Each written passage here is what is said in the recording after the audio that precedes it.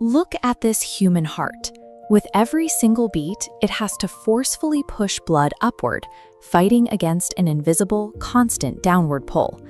Our entire anatomy is an engineering response to that exact downward acceleration, pulling us at a constant 9.8 meters per second squared.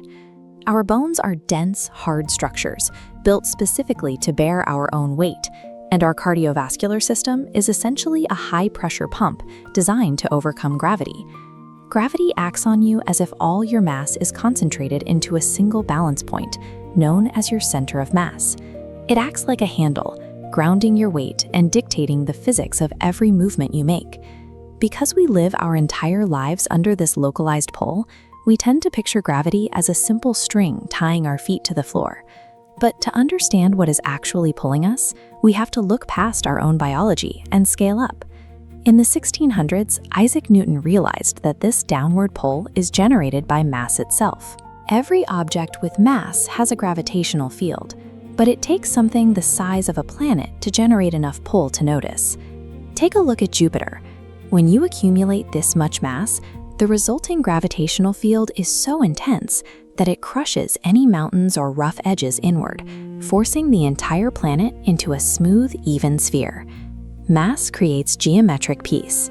But that pull has a strict limit. According to the inverse square law, as you move further away from an object's center of mass, its gravitational strength drops off rapidly. This means your physical experience of gravity depends entirely on where you stand. Here on the surface of Mars, the planet has significantly less mass than Earth, resulting in a surface gravity of only 0.38 g. If you stood here, you would feel light enough to easily jump over a house. Newton gave us the mathematics to calculate the exact strength of this pull, based on mass and distance. Yet his equations left a massive question unanswered. He knew exactly how strong the grip of gravity was, but he had no idea how a planet could pull on an object through empty space. The answer arrived in 1915, when Albert Einstein published an entirely new map of the universe. Einstein's model joined space and time into a single interactive fabric called space-time. Gravity is a curve in that fabric. When you place a massive object like the Earth onto this surface, it creates a deep physical depression.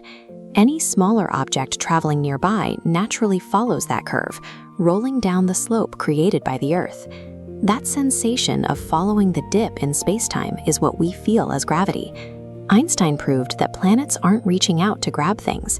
Mass bends the geometry of the universe, and that geometry dictates how everything else is allowed to move. Leaving this deep curvature requires a massive payment of energy to push upward against the slope. Once a spacecraft reaches orbit, it is actually falling constantly. But because it is moving horizontally at over 7,660 meters per second, the Earth's surface curves away beneath it at the exact same rate it falls. The International Space Station operates in this permanent state of falling and missing the ground. It is an intricate orbital dance, perfectly balancing the inward pull of space-time curvature with the outward push of forward momentum. Astronauts experience microgravity because they are in a state of constant freefall, dropping at the exact same rate as their environment. This balancing act extends far beyond human satellites. Even at a massive distance, the Moon's gravity pulls on the Earth, stretching our oceans to create the rhythmic cycles of the tides.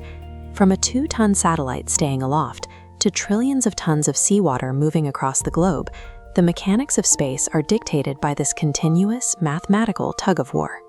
Because gravity curves the fabric of space-time, it also alters the path of light and the measurement of time.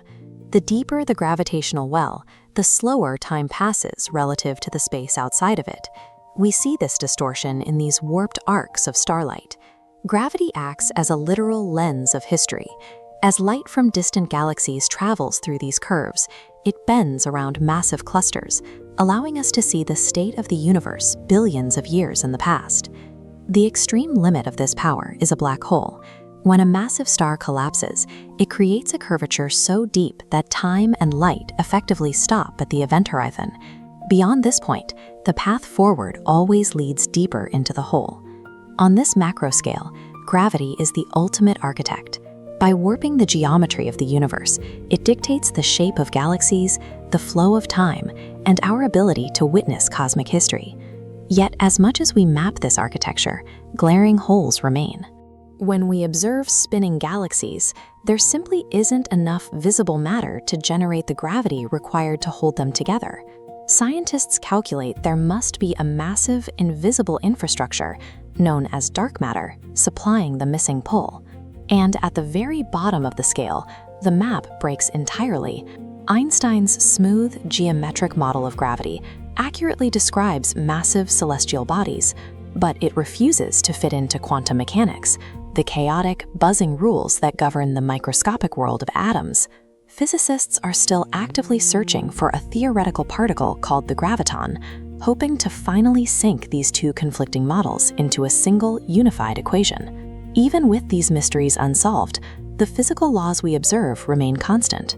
Whether it is dictating the pressure inside the human heart, keeping a satellite in an eternal fall, or bending ancient starlight across billions of light years, gravity provides the silent, supportive structure that allows the universe to exist.